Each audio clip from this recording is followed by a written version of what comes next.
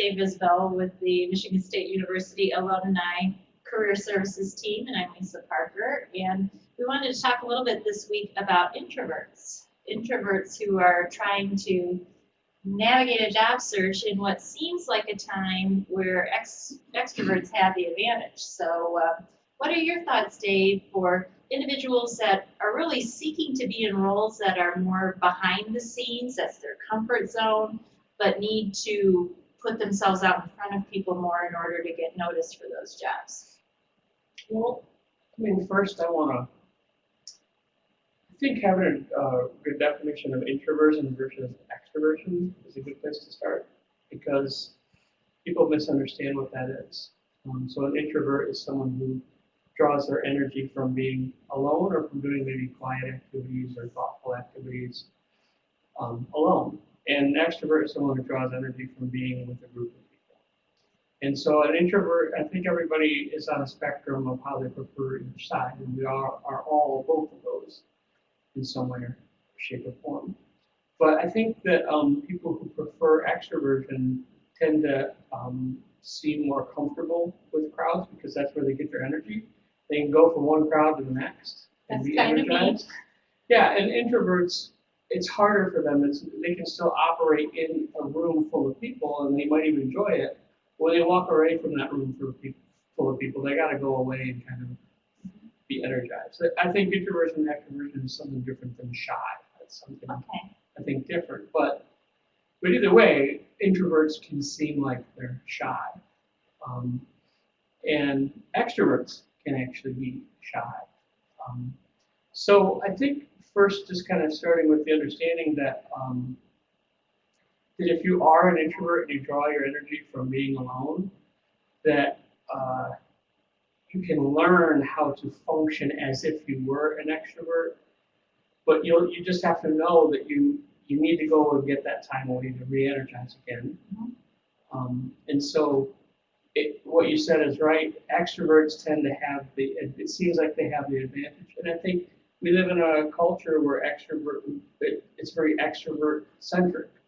So people are praised for being outgoing or willing to be on the camera, and the introverts kind of are like, well, there's something wrong with that person.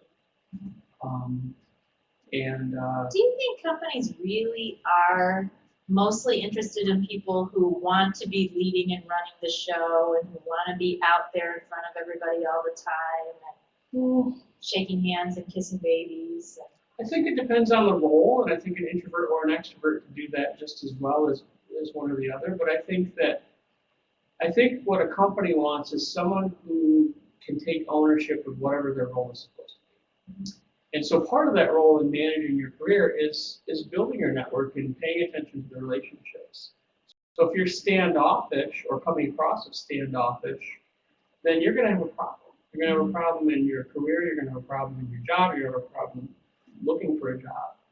And it might not be that you're standoffish, it just might mean that you need to retreat a little bit. You need your space away. And so in terms of like human relationships, you might just have to communicate that to people.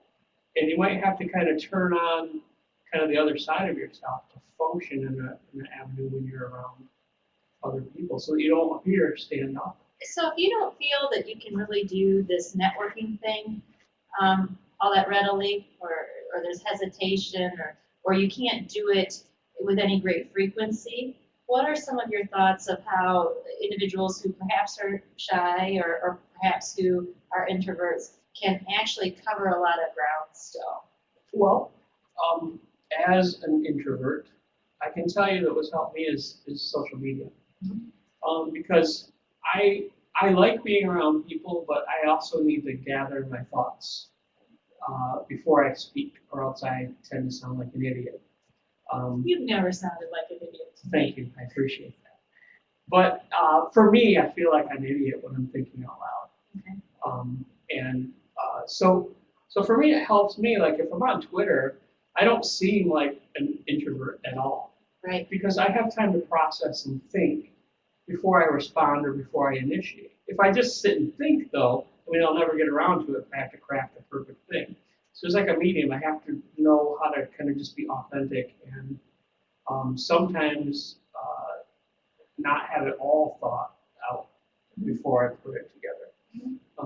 So I think social media can be really good for that because it gives you a chance to kind of think what you want to say, write it out, maybe edit it a little bit, and then hit send, and be able to process and think through what you have to say before you meet the people. So it's like going into a group of strangers, but it's, they're all online. So sometimes for me, it's been easier to initiate new relationships with people I don't know online, and then get together, for a cup of coffee or something. The other thing is, That's how we met. yeah, exactly. And that's like, so introverts and extroverts, introverts might prefer to spend a lot of time with one person and have some depth of relationship, whereas an extrovert might prefer to get along with, hey, everybody's my buddy, and I'm going to spend the room, walk a room with 40 people and walk away with 80 business cards, and it's just a preference thing. Do you have any thoughts or that you would offer up on what companies can do to perhaps take a look at their hiring processes and determine whether or not they might be leaving introverts out of the process unintentionally? I think in one regard, like by putting your job up on a job database and having people apply for it, in a way that kind of caters to the introverts. Okay. Because they get to think out what their resume is going to look like and how they apply. But the problem is they're at a loss because who's going to have a better chance? The person that I met for coffee or the person that just finally submitted a resume? And we know that the hidden job market, the jobs that we don't even know are going to be posted later, are always found through relationships first. And so I think the challenge is that I'm not sure employers are ever going to be at the stage where they're going to do something to cater to introverts. I think introverts are going to have to learn how to kind of get more comfortable being uncomfortable a little bit. And for me, that means I don't go to networking functions where it's all about networking and walking a room to meet a bunch of strangers. I just don't operate really well. What I do is I try to build one relationship at a time and have coffee with that person several times. And that person will introduce me to that person.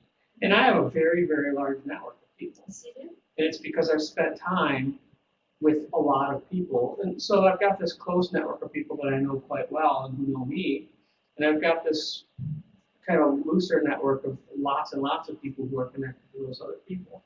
And because I have the trust and relationship with those people that are close to me, it's really easy for me to ask them to connect me to someone I don't know. And so I think introverts, when you think of networking, or shy people especially, it can get really hard to kind of think, oh my gosh, I got to go in and walk around this room. And to throw me into something like that, I'm ineffective. I feel like a complete moron. I feel like I've got nothing to offer. I don't really know what I'm doing there. It's like I'd rather be doing something else. And I'll come across that way. And I can come across standoffish or come across like, geez, what's he doing here? Because it's internally and then it's kind of coming outside. So I would say for introverts, don't put yourself in those scenarios. Start with the people that you know. Help them to get to understand what you really love. And then ask them, hey, who do you know? And connect one person at a time. And if you have to, take that person with you. Absolutely. Have a coffee with 3 people. Bring an extrovert with you. Yeah, exactly. And that's been really cool because prior to you, I had John Hill here, who was the ultimate extrovert. Not shy. And if I could just ride on his coattail, I could get to meet a couple of people and he gets to work the room and we're both happy. So, Excellent. and that's the same thing that you and I have. Like you're all running around talking about this person or that person that you met, and I'm like, well, I talked to somebody that I've known for 10 years today, and it works for us. It works. So I think there's hope for introverts to kind of learn it can actually be fun to kind of learn how to function like an extrovert. But I will say that you have to give yourself that time to go get away. Go read a book or go to a movie by yourself or whatever you do to re-energize yourself. Make sure that you plan to do that after you engage in the social stuff, because your energy will be depleted, and then you're kind of just defeat your efforts. Good. That's good stuff, Dave, Isabel. Thanks. Thanks. Thanks for sharing. Appreciate that.